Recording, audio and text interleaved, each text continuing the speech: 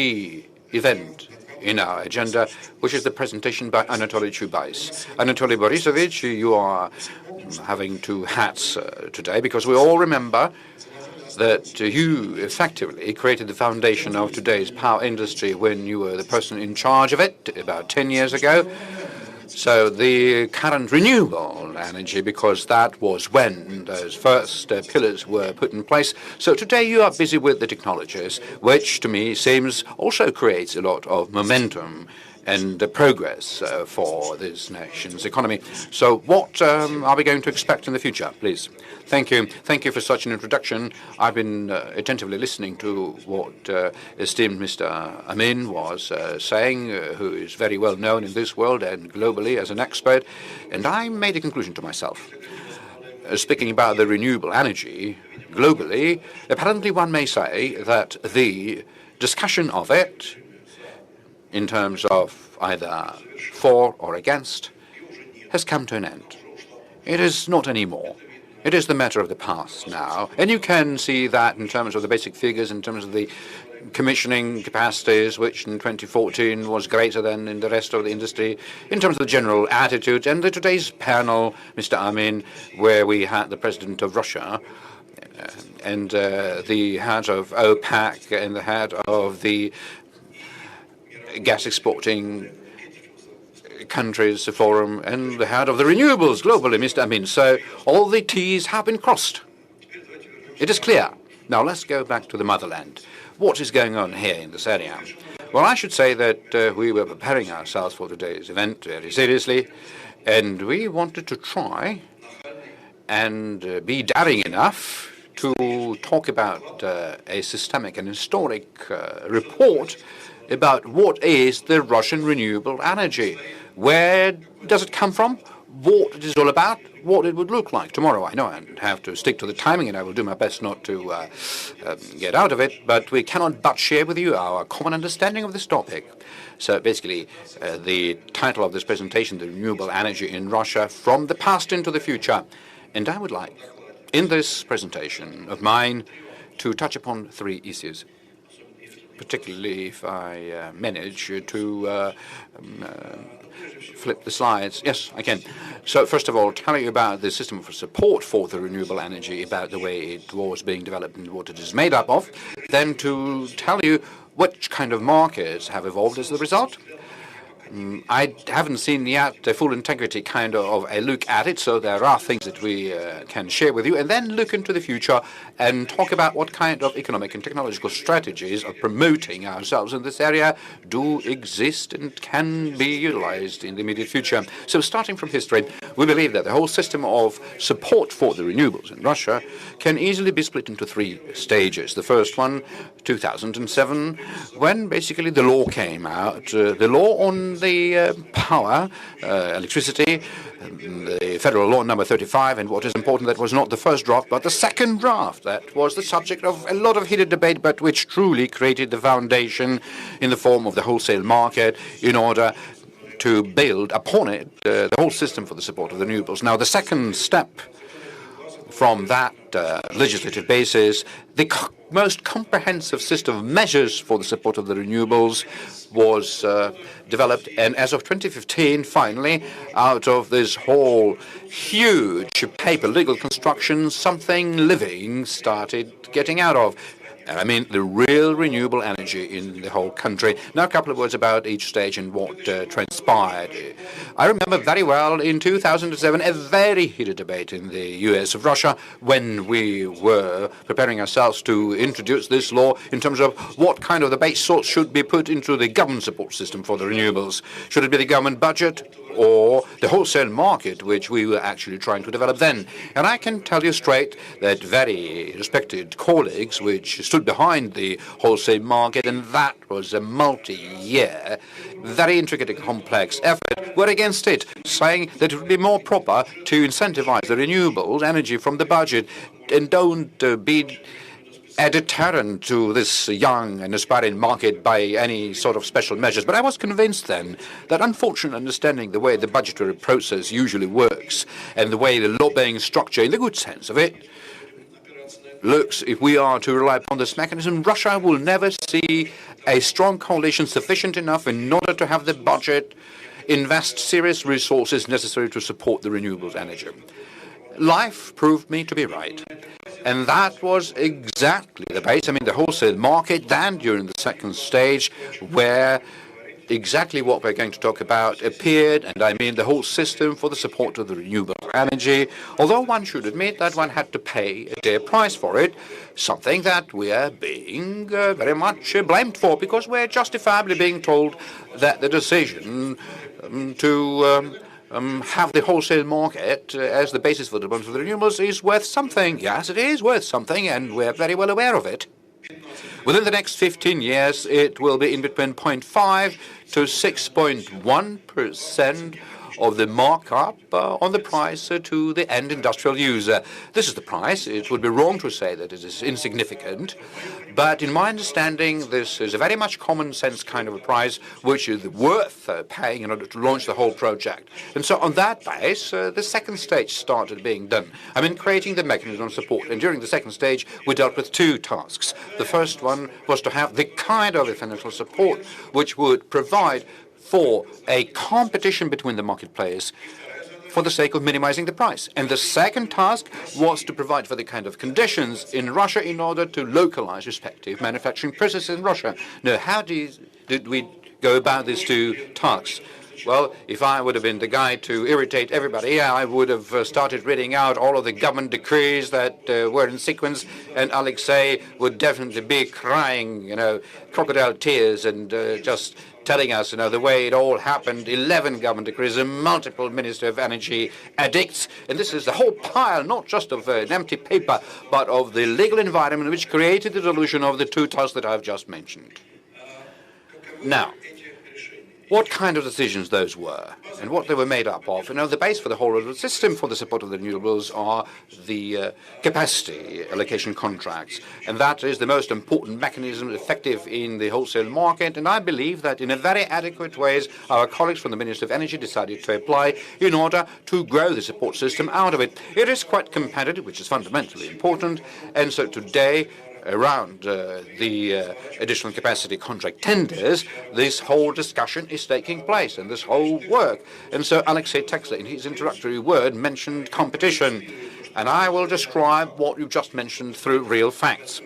Now, look at the wind. In 2016, the declared marginal price, marginal capex per megawatt was 136,000. Effectively, there was no competition in place, and that was the first real tendering for the wind energy, which took place without any competition. However, already this year, we really ended up having a very serious competition because we had 123 quoted as a price, which was less than last year's 136. And around that 123, everything was going on in a very turbulent way. As a result, we, Rosnano, together with our partners from Fortnum, in order to win, we had to reduce the price by 17%.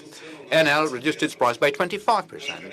Our colleagues from Rosatom also reduced the price, but not sufficiently, because 7% reduction led to only half of their applications being accepted. Half was not. But that is a normal, honest competition. And so in this sense, I would like to say, Mr. Texas, that the whole mechanism of tendering in as far as wind energy is concerned this year proved to be appropriate and very competent in terms of the results that we can see, not in all of the industries and not as of the first year, but step by step, this whole machinery starts working as it should. So that was the first task. Second task was localization. So there are well-known requirements in terms of the share of localization for the base industries.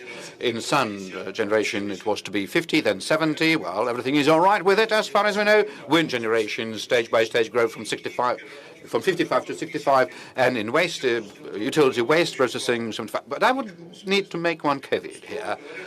Roughly speaking, as far as the world is concerned, the urban waste treatment is not renewable energy kind of thing, application. We understand it quite well. But in Russia, it happened in such a way that the whole of the mechanism for the support of this sector grew out of the same base, out of the same electricity law in a wholesale market, additional capacity contract, and formally, I believe, as far as the article in number 35 in the law, potentially this can be treated as the renewable energy in terms of the waste treatment. So without arguing about terminology, I would like in this way to prevent possible criticism. And in this presentation, I would mean this particular part of the sector, I mean the waste processing and management as part of the renewables, in a conditional way. So what evolved out of it today? What is the actual state of the whole of the project of the renewable energy as of right now? And here upon the slide, if you take a close look, it is very important for me also to see what is written at the top of it and what is at the left side of this chart. Because you see stages, and that is very important. Stage number 1, allocation of capacities. Stage number 2, building stations. Third, building factories which produce machinery and equipment for such station. Number 4, technological upgrade on the basis of Russian know-how, which is the key, very important stage. I will refer to it later. And the next stage is exports. So, and as far as the sun energy is concerned, we've passed through all of it. I mean, those present here, in person, Mr. Chubais, who is the general director of one of our companies, can describe it as a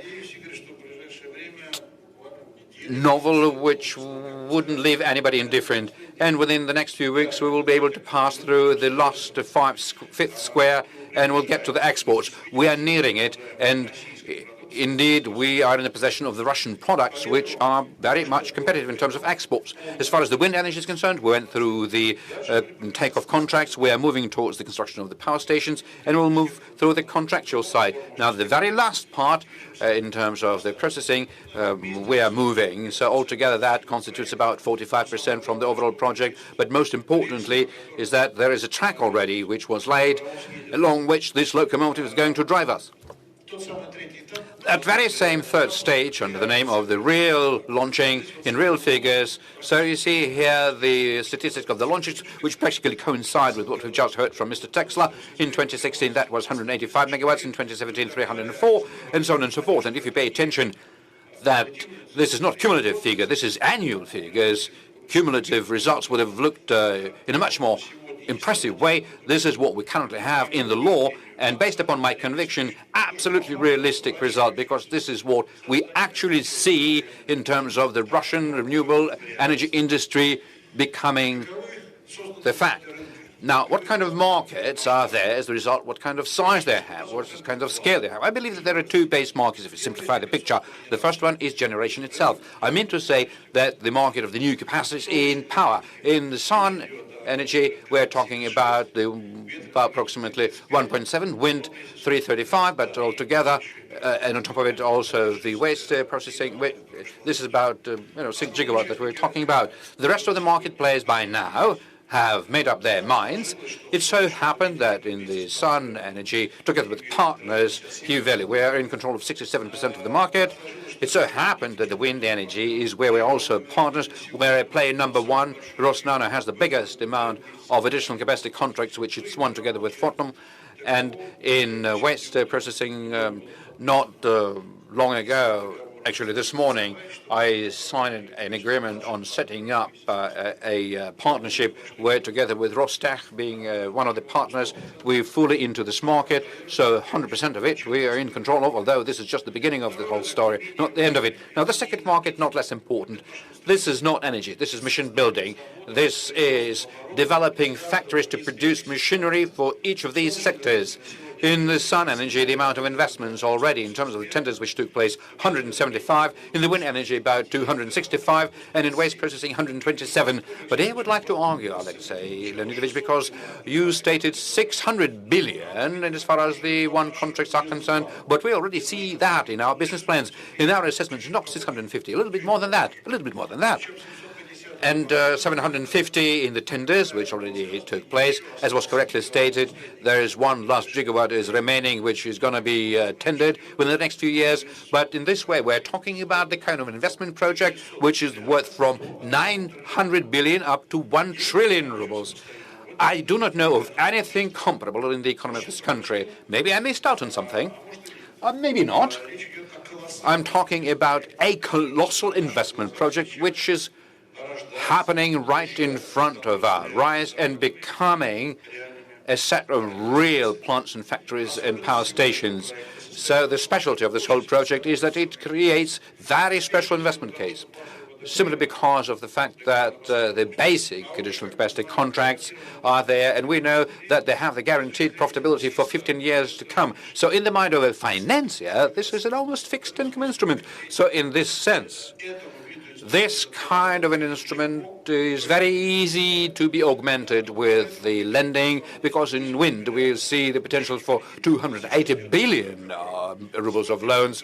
We're currently playing a tender which the leading banks of the country are part of, and we're going to select the strongest one, particularly my friend German Gref from Sberbank, who said that wind is something that you can only find in your pockets. Well, I believe that he doesn't know that his subordinates in Sberbank are trying to compete against others, trying to give us a loan for this project. And this is my response to government, which I promised to give. I cannot pass this opportunity, really.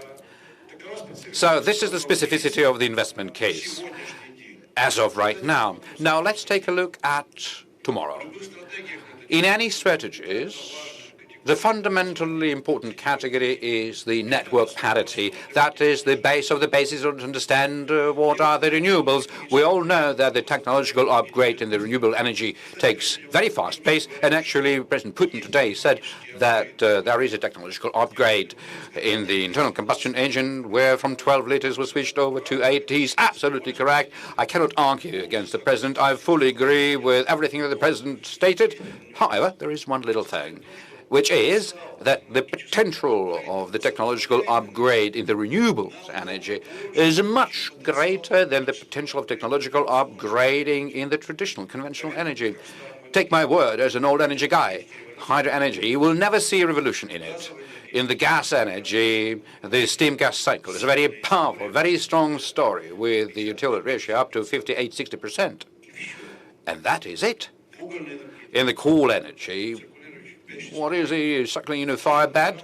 Okay, but 36, well, 38%, no revolution, neither in coal, neither in the coal energy, coal-based energy, neither in the gas-based energy. Well, maybe super, extra, critical mass may give us additional 2 to 3% in the utility ratio. That's it, physical limit, as opposed to sun, as opposed to wind, where the potential is humongous. And a whole number of countries has already come through that network parity, and you see them listed on this slide. Russia will join this group later because of a whole number of reasons, but this slide for Russia, as we counted, starting from 2026 up to 2029, Russia will go through the network parity in as far as all generation types are concerned, which means that the renewables will become the most profitable area. So the government strategy in this area should be developed based on the understanding of this. How should it look like?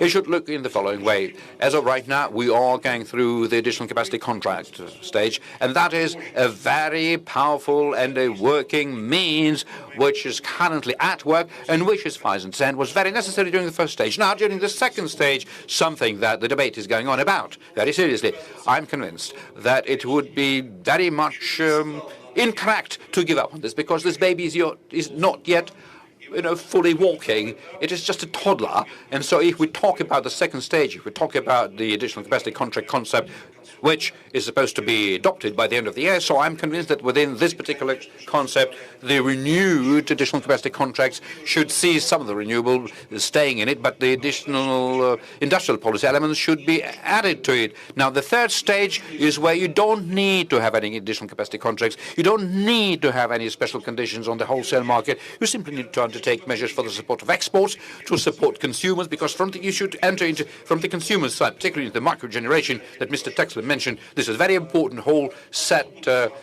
set of issues. So for the government, through very soft correcting action, the government will be able to take this whole project up to its finite stage. In my understanding, we're in a transition from the first to the second, and this is a very common sense kind of story.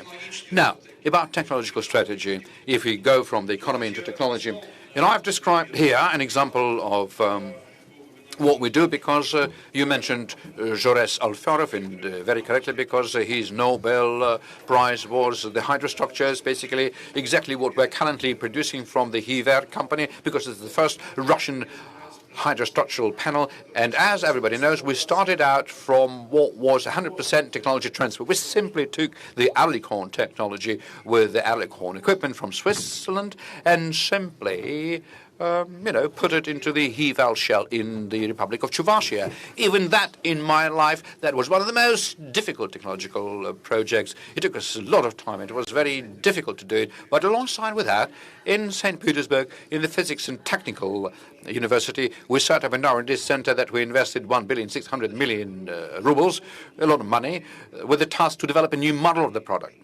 And as they say, you may laugh at it, but that is exactly what we were able to do.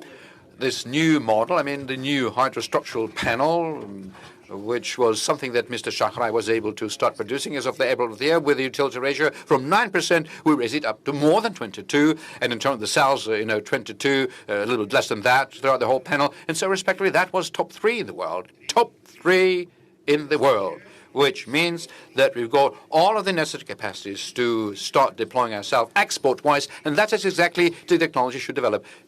Step number 1, technology transfer. Step number 2, Russian upgrade. And step number 3, export.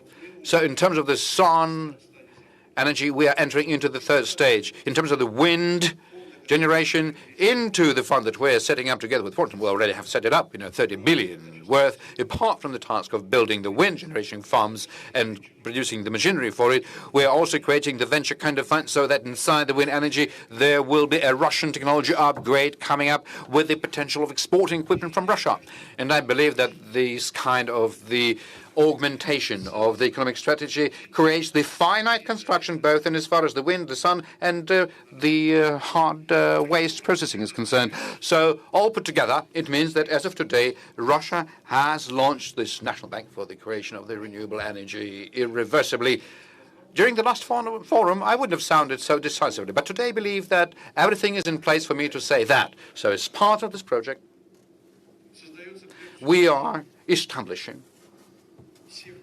3 sectors in the energy industry: wind, sun, and hard waste processing. But apart from the energy, there come 3 different types of machine building, each of which is linked to its own sector.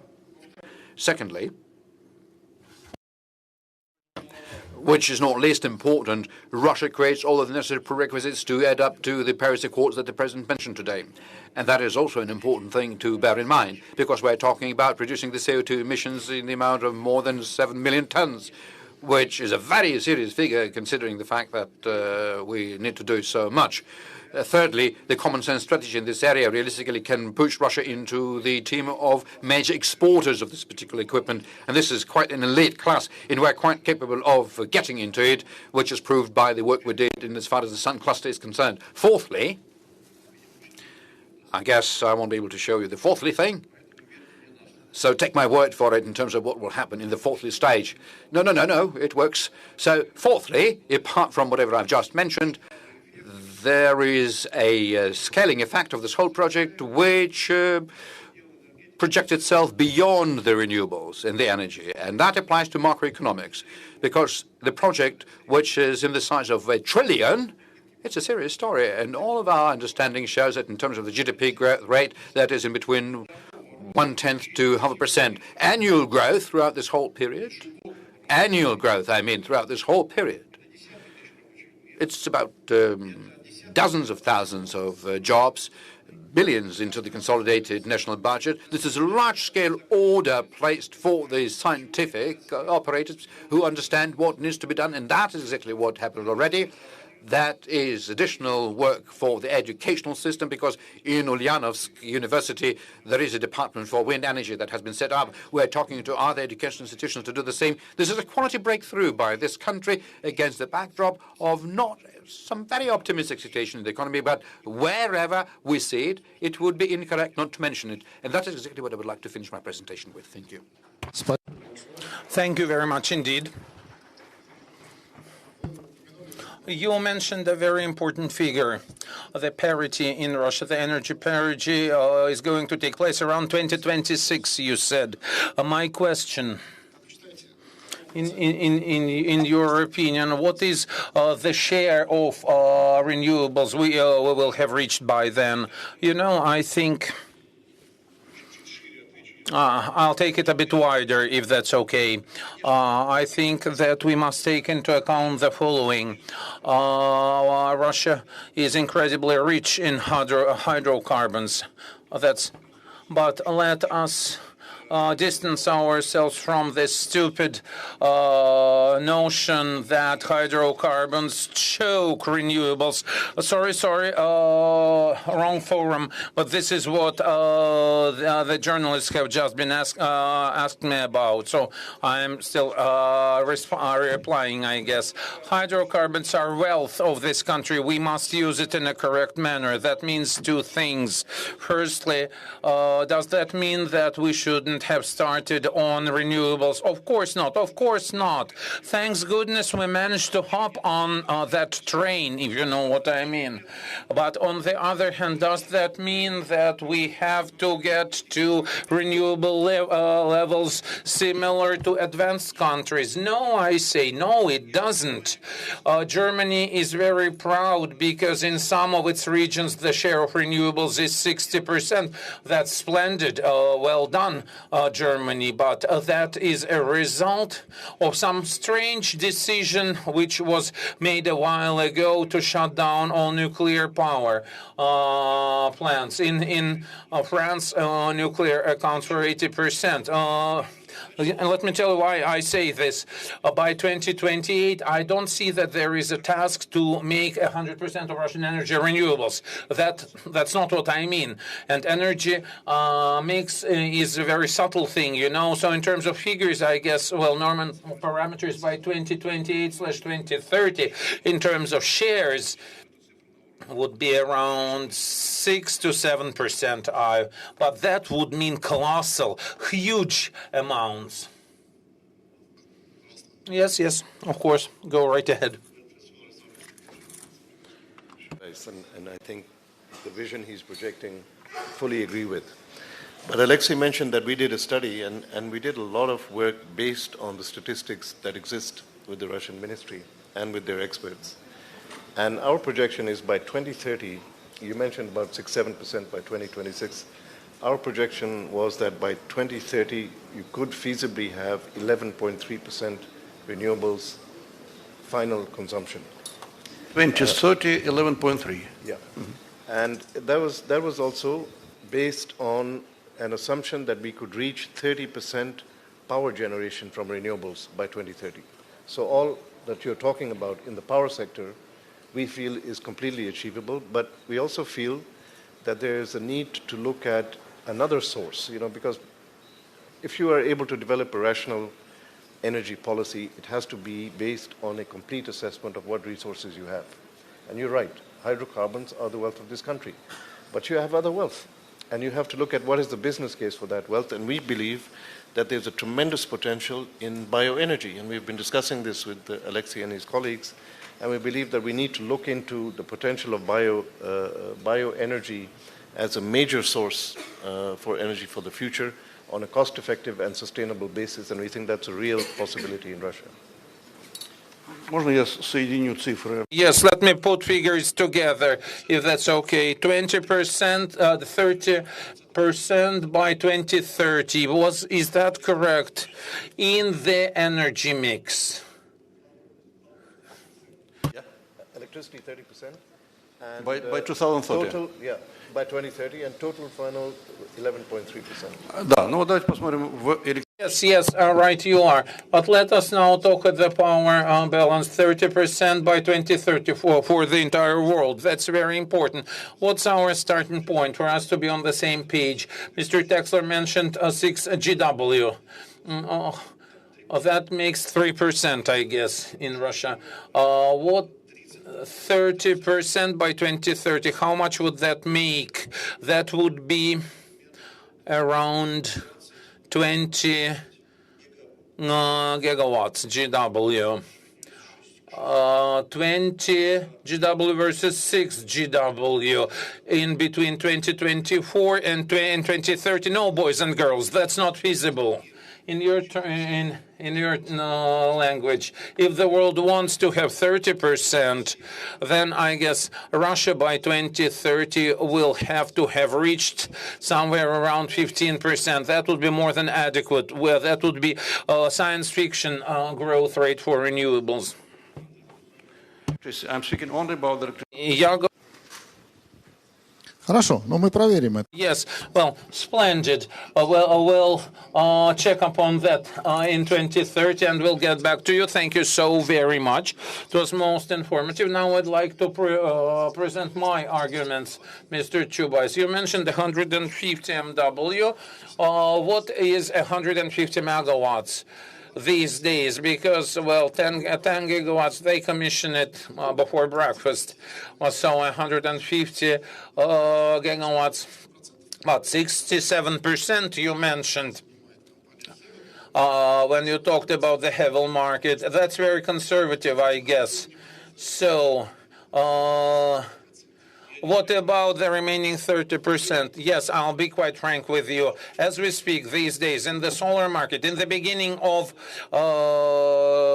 October, the solar systems something company. Wait a second. That company is just about to commission yet another plant. It's a private company, a Russian investor and a Chinese investor. Well, their plant capacity is 100 MW, and they are going to manufacture monosilicon panels. And we are the government. Well, we are the government. So that is. But private business is following in our tracks, which proves that the government, who we usually pick, but that is a proof that the government has made a breakthrough and the private business is following. Yes, that is indeed so if we talk about solar modules. But if we talk about the manufacturing of solar cells, then the situation is slightly different, as you and I are well aware. Alexei, do you want to add something? Yes, well, this is a heated discussion indeed, but we are a northern country. Let's not forget about that. We need heat too, not just power. And I guess I'm going to agree with the figures cited by Mr. Chubais. And indeed, we know the figures cited by IRENA in their report, in their forecast. They have some hypothetical things, but nonetheless, in addition to other things, we must understand that electricity and heat, they cost money. So we must not throw anything and everything to boost technology progress. There is another component people care about. They don't care about the source of energy, be that coal or solar or gas. All they care about is electricity. And, well, gas price is subject to regulations in this country, of course. So we have taken a calm stand in this area and understand that the support program, as Mr. Chubais rightfully pointed out, well, the processes have been launched. And now, it's up to businesses, depending on, a situation in economics. Businesses will respond. Let us not pursue gigawatts. That's not the task. We need to develop competencies. And if we become world's largest manufacturer of solar panels, yet we will consume only a minimum part of that, believe you me, it will be more than reasonable for the country. Because otherwise we would have to search high and low worldwide for solar panels, and the entire country will have to pay for that. So let's have realistic tasks. Let's base our work on forecasts that we have, and let's up until 2024. That's support measures. Yes, we are talking about a new capacity delivery agreement for heat plants primarily, but I guess in the near future we'll make another decision. And there is a niche for renewables. I agree in the process, but we must understand that beyond 2024, economics will have to work in a more efficient manner in terms of selection of people. But this is what our current assumptions are. The current level of technical development, technology development, and we think that's fairly realistic.